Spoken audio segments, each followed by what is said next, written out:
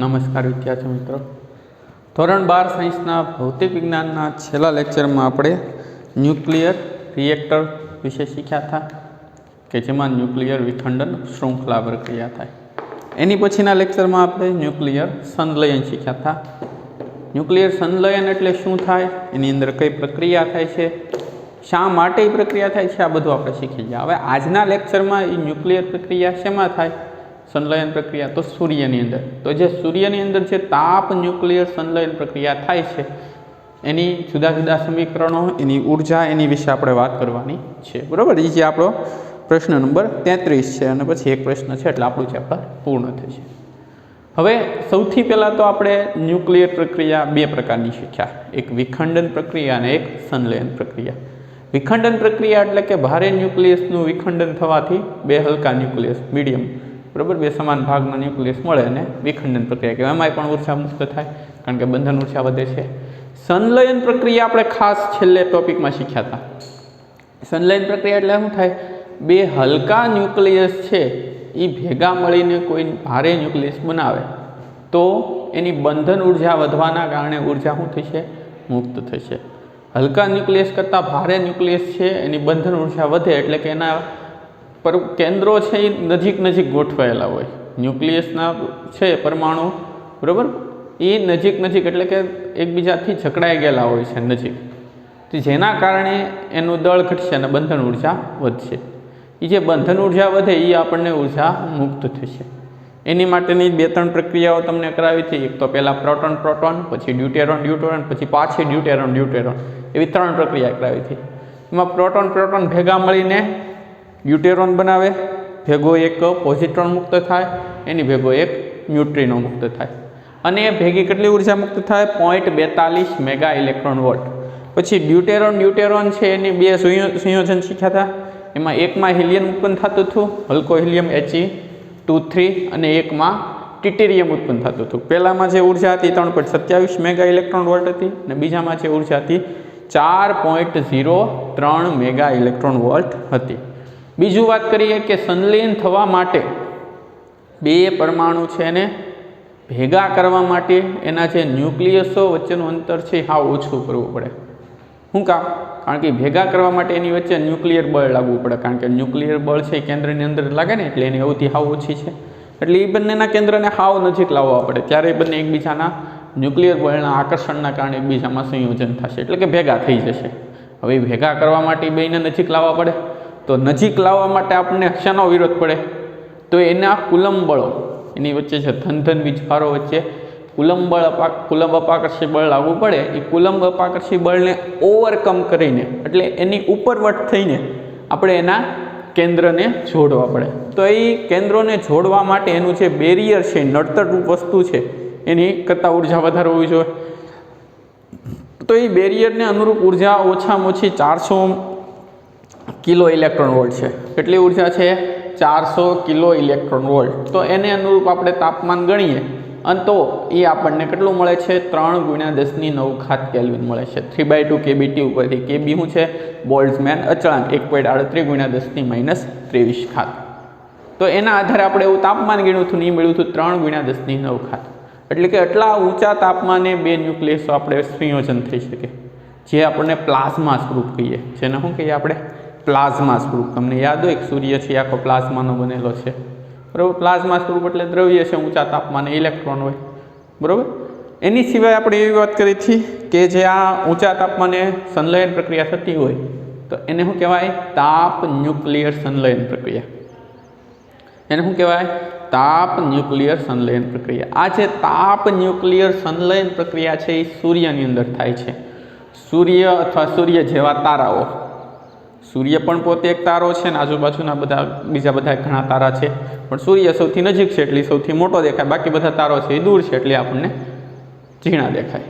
તમને બધાની તો ખબર જ છે કે સૂર્ય કરતાં મોટા તારાઓ છે એ તારામંડળમાં છે, પણ એ આપણેથી દૂર છે એટલે આપણને એની તેજસ્વીતાની ખબર પડતી નથી. તો સૂર્યની અંદર કે તારાઓની અંદર જે પ્રક્રિયા થાય છે એ પ્રક્રિયાનું નામ શું છે? તાપ ન્યુક્લિયર સંલયન પ્રક્રિયા. કે સૂર્યનો ગર્ભભાગ છે એનું તાપમાન લગભગ 1.5 કરોડ કેલ્વિન તાપમાન છે. 1.5 કરોડ કેલ્વિન તાપમાન છે. આટલું બધું તાપમાન છે છતાંય આપણે તાપ ન્યુક્લિયર સંશ્લેષણ પ્રક્રિયા માટે બરોબર નથી, ઓછું પડે.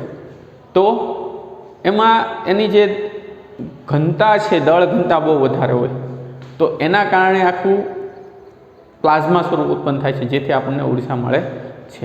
તો તાપ ન્યુક્લિયર સંશ્લેષણ પ્રક્રિયા સૂર્યની અંદર થાય અને એમાં આપણને ઘણી બધી ઉર્જા મળે છે. તો એની માટે સંલયનમાં ખાલી સૂર્યની અંદર 2 ચક્ર શરૂ છે ત્યારે એવું માનીએ કે એક પ્રોટોન પ્રોટોન અને એક nitrogen carbon nitrogen nitrogen carbon. પહેલાં ઓછાવાળું લખીએ તો શું આવશે? Carbon nitrogen. કે સૂર્યની અંદર 2 પ્રકારના ચક્ર છે રૂપાંતરણ ટૂંકમાં. પ્રોટોન પ્રોટોન એટલે હાઇડ્રોજન ચક્ર કહેવાય. પ્રોટોન એટલે એક પ્રકારનું શું છે? હાઇડ્રોજન. એ તમને ખબર છે કે હાઇડ્રોજનનું એમાં રૂપાંતરણ થાય હિલિયમમાં.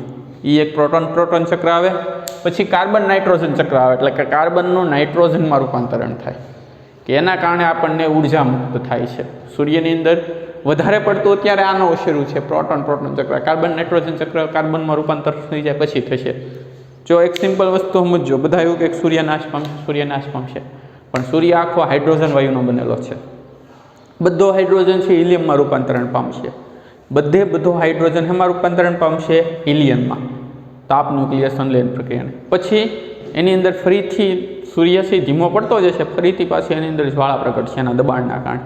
એટલે હિલિયમનું કાર્બનમાં રૂપાંતરણ થશે. હિલિયમનું દહન થવાના કારણે એનું રૂપાંતર થશે કાર્બનમાં. છેલ્લે જે કાર્બન મળશે એનું પાછું સંલયન થવાથી આપણને શું મળશે? નાઇટ્રોજન મળશે. શું મળશે? નાઇટ્રોજન. એટલે સૂર્ય એમ વિનાશ પામે એમ નથી. હજી 5 અબજ વર્ષ સુધી આપણને મળવાનો જ છે, 5 બિલિયન વર્ષ સુધી. તો આ વાત થઈ સૂર્યની. હવે સૂર્યની અંદર 2 પ્રકારની પ્રક્રિયા થાય, પ્રોટોન પ્રોટોન ચક્ર અને કાર્બન નાઇટ્રોજન ચક્ર. એમાં જે પ્રોટોન પ્રોટોન ચક્ર છે એમાં જે થોડીક પ્રક્રિયા થાય છે એની વિશે આપણે ભણવાનું છે, બરાબર? એની વિશે ભણવાનું છે પ્રોટોન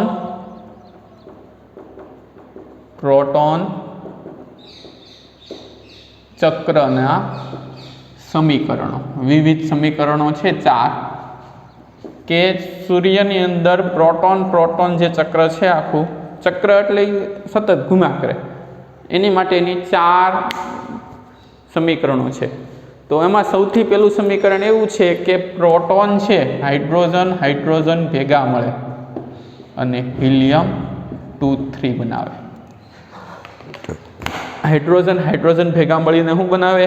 હિલિયમ 2 3. હિલિયમ તો ન બને ને, હાઇડ્રોજન 1 2 બનશે. આજે આપણે સંલયનમાં પહેલો ભાગ કર્યો તો એ જ છે, બરાબર? કે 2 પ્રોટોન પ્રોટોન ભેગા મળીને પ્રોટોન ભેગા મળીને ડ્યુટેરોન બનાવે. હિલિયમ ન બને, હાઇડ્રોજન હાઇડ્રોજનમાંથી ડાયરેક્ટ. ભારે હાઇડ્રોજન હોય તો બને, હલકા હાઇડ્રોજનમાંથી ડ્યુટેરોન ડાયરેક્ટ બનશે, હિલિયમ ડાયરેક્ટ બનશે નહીં. એટલે પહેલાં શું બનશે? પ્રોટોન પ્રોટોનમાંથી ડ્યુટેરોન બનશે. હવે ડ્યુટેરોન બને છે એટલે પરમાણુ ક્રમાંક 1 વાળું કયું આવશે? તો પોઝિટ્રોન આવશે. પરમાણુ ક્રમાંક 1 હોય, પરમાણુ ભાર ન હોય તો એ શું આવશે? પોઝિટ્રોન. પોઝિટ્રોન ભેગા હંમેશા શું હોય? ન્યુટ્રિનો. પોઝિટ્રોન ભેગા હંમેશા શું હોય? ન્યુટ્રિનો. અને એની ભેગી ઉર્જા ઉત્પન્ન થશે 0.42 મેગા ઇલેક્ટ્રોન વોલ્ટ, જે આપણે ઉલામાં કીધું હતું. એટલે તમે ઉલાની એક પ્રક્રિયા યાદ રાખશો એટલે આની પહેલી પ્રક્રિયા યાદ રહી જશે કે 2 પ્રોટોન પ્રોટોન ભેગા મળીને ડ્યુટેરોન બનાવે, એક પોઝિટ્રોન અને એક ન્યુટ્રિનો છૂટા થાય. હવે જે આમાંથી આપણને પોઝિટ્રોન મળે છે એ અને આપણો એક ઇલેક્ટ્રોન, પોઝિટ્રોન અને ઇલેક્ટ્રોન, એ 2 ભેગા મળીને આપણને ગામા આપશે. કારણ કે ગામા તટસ્થ છે ને, I0 આ +1 આ -1 એટલે 0 થઈ જાય છે. એટલે 2 ગામા આપશે ને એની ભેગી આપણને ઉર્જા મુક્ત થઈ છે 1.02 મેગા ઇલેક્ટ્રોન વોલ્ટ. 2 શું આપશે? ગામા આપશે અને એની ભેગી 2 ઉર્જા મુક્ત થઈ છે. ચાલો, હવે આની અંદર જે પોઝિટ્રોન હતો એનો ઉપયોગ થઈ ગયો. હવે આમાં ડ્યુટેરોન આવે છે H12. એ આમાંથી એક વધારાના હાઇડ્રોજન સાથે પ્રક્રિયા કરીને He2 3 બનાવશે. હવે શું બનાવશે? He2 3. રેડી? એટલું શું બનાવશે? He2 3 એની ભેગું એક ગામા ઉત્પન્ન થશે ને એક 5.49 મેગા ઇલેક્ટ્રોન વોલ્ટ ઉર્જા ઉત્પન્ન થશે. ચાલો તો આ 3 પ્રક્રિયા પહેલાં તો ખાસ સમજી લઈએ આપણે ફરીથી કે સૂર્યની અંદર જે તાપ ન્યુક્લિયર સંલેન પ્રક્રિયા થાય એમાં 2 પ્રકારના ચક્ર છે, એક પ્રોટોન પ્રોટોન, એક કાર્બન નાઇટ્રોજન. એમાં પ્રોટોન પ્રોટોન ચક્રના સમીકરણો મેં લખ્યા છે કે સૌથી પહેલાં આપણી પાસે મેન જથ્થો શું છે? હાઇડ્રોજન, બીજું કાંઈ નથી. સૂર્ય આખો શેનો બનેલો છે? હાઇડ્રોજનનો બનેલો છે, એટલે કે આપણી પાસે હાઇડ્રોજન સિવાય કાંઈ નથી. તો લાડ બધા હાઇડ્રોજન છે, એમાંથી 2 હાઇડ્રોજન લીધા, બરોબર, એટલે કે 2 પ્રોટોન લીધા અથવા હાઇડ્રોજન લીધા છે એમ જોઈએ તો એ 2 હાઇડ્રોજન ભેગા મળીને આપણને ડ્યુટેરોન ભારે હાઇડ્રોજન મળ્યો, એની ભેગો એક પોઝિટ્રોન મળ્યો અને ન્યુટ્રિનો મળ્યા અને 0.42 મેગા ઇલેક્ટ્રોન વોલ્ટ મળ્યો. હવે જે આ ડ્યુટેરોન અને પોઝિટ્રોન મળ્યો એમાંથી પોઝિટ્રોન અને એક ઇલેક્ટ્રોન કે જે સૂર્યની અંદર હોય, પ્લાઝ્મા સ્વરૂપે હોય એટલે એમાં ઇલેક્ટ્રોન હોવાનો, તો એ પોઝિટ્રોન અને ઇલેક્ટ્રોન 2 ભેગા મળીને 2 ગામા ઉત્પન્ન કરશે અને ભેગી 1.02 મેગા ઇલેક્ટ્રોન વોલ્ટ ઉર્જા ઉત્પન્ન કરશે. રેડી? હવે આમાંથી પોઝિટ્રોનનો ઉપયોગ થઈ ગયો, ન્યુટ્રિનનું કાંઈ થવાનું નથી, ઉર્જા તો આપણે મળી ગઈ છે, આમાં ઉર્જા મળી ગઈ. વધ્યું હું H12 ડ્યુટેરોન. તો એ ડ્યુટેરોન છે એ બીજા હાઇડ્રોજન આપણી પાસે પીડ્યા હોય એની સાથે એકસાથે પ્રક્રિયા કરીને હિલિયમ 2 3 બનાવશે, ગામા ઉત્પન્ન કરશે અને 5.49 મેગા ઇલેક્ટ્રોન વોલ્ટ ઉર્જા ઉત્પન્ન કરશે. હવે છેલ્લી જે પ્રક્રિયા છે એમાં હિલિયમ 2 3 2 વાર જોશે. હિલિયમ 2 3 વત્તા હિલિયમ 2 3 એટલે ઉપરની 3 પ્રક્રિયા કેટલી વાર થશે? 2 વાર થશે. પહેલાં એક વાર પ્રક્રિયા થશે એટલે તમને એક હિલિયમ 2 3 મળશે, પછી બીજી વાર પ્રક્રિયા થશે એટલે હિલિયમ 2 3 પાછું મળશે. હિલિયમ 2 3 મળીને શું બનાવશે? હિલિયમ 2 4. શું બનાવશે? હિલિયમ 2 4 અને ભેગા 2 હાઇડ્રોજન છૂટા પડશે, ભેગા 2 હાઇડ્રોજન છૂટા પડશે ને એની ભેગું ઉર્જા મુક્ત થશે 12.86 મેગા ઇલેક્ટ્રોન વોલ્ટ. તો જો ટોટલ પહેલાં આ 2 પ્રક્રિયા 2 વાર, આ 3 પ્રક્રિયા 2 વાર થશે ને આ પ્રક્રિયા છેલ્લે એમાંથી પછી થશે. તો ટોટલ આપણે ઉર્જા કેટલી મળશે? 0.42 વત્તા 1.02 વત્તા 5.49 એને ગુણ્યા 2 એટલે આ પ્રક્રિયા 2 વાર થઈ અને એને વત્તા 12.86 એટલે 26.72 મેગા ઇલેક્ટ્રોન વોલ્ટ ઉર્જા મળશે. એટલે પહેલી પ્રક્રિયા 2 વાર, બીજી પ્રક્રિયા 2 વાર, ત્રીજી પ્રક્રિયા 2 વાર અને ચોથી પ્રક્રિયા 1 વાર. એટલે ટોટલ આપણને ઉર્જા કેટલી મળશે? 26.72 મેગા ઇલેક્ટ્રોન વોલ્ટ. હવે તમને ગણતા આવડે તો ગણતરી કરી શકો કે આ પ્રક્રિયા 2 વાર થાય એટલે આમાં 6 હાઇડ્રોજન છે, આમાં પાછા કેટલા મળે છે? 2. તમે 6 હાઇડ્રોજન નાખ્યા ને 2 હાઇડ્રોજન મળ્યા એટલે વપરાણા કેટલા? 4 હાઇડ્રોજન. 6 હાઇડ્રોજન નાખ્યા અને 2 હાઇડ્રોજન પાછા મળી ગયા એટલે વપરાણા કેટલા? 4 હાઇડ્રોજન. આ પ્રક્રિયા 2 વાર થાય છે એટલે 2 ઇલેક્ટ્રોન આવશે, કારણ કે પોઝિટ્રોન તો આમાંથી ઉત્પન્ન થવાના છે ને, એટલે 2 ઇલેક્ટ્રોન. તો એના કારણે 4 હાઇડ્રોજન અને 2 ઇલેક્ટ્રોન ભેગા મળીને આપણને શું આપે છે? તો એ આપણને આપે છે હિલિયમ 2 4 એક તો આપે છે. શું આપે છે? હિલિયમ 2 4 આપે છે. એની ભેગા 2 પોઝિટ્રોન આપશે. શું આપશે? 2 પોઝિટ્રોન. બુકમાં એના પોઝિટ્રોન ને ઇલેક્ટ્રોન ને બધું ભેગું ગણી નાખેલું છે, હું અલગ રાખું છું. એટલે એણે અહીંયા 4 4 ગણી નાખ્યા છે, અહીંયા 4 મૂક્યા ને સામે 4 મૂકી દીધા છે, એવી રીતના કરેલું છે. બરોબર? ચાલો હવે અને બીજા આપણને 6 ગામા આપશે. શું આપશે? 6 ગામા. 2 3 આ 2 3 2 6 ગામા થશે. 2 એન્ટી ન્યુટ્રિનો આપશે, સોરી ન્યુટ્રિનો આપશે અને ભેગી કેટલી ઉર્જા આપશે? 26.72 મેગા ઇલેક્ટ્રોન વોલ્ટ. કેટલી ઉર્જા આપશે? 26.72 મેગા ઇલેક્ટ્રોન વોલ્ટ. એટલું જોઈ લો પછી પાછું તમને સમજાવું.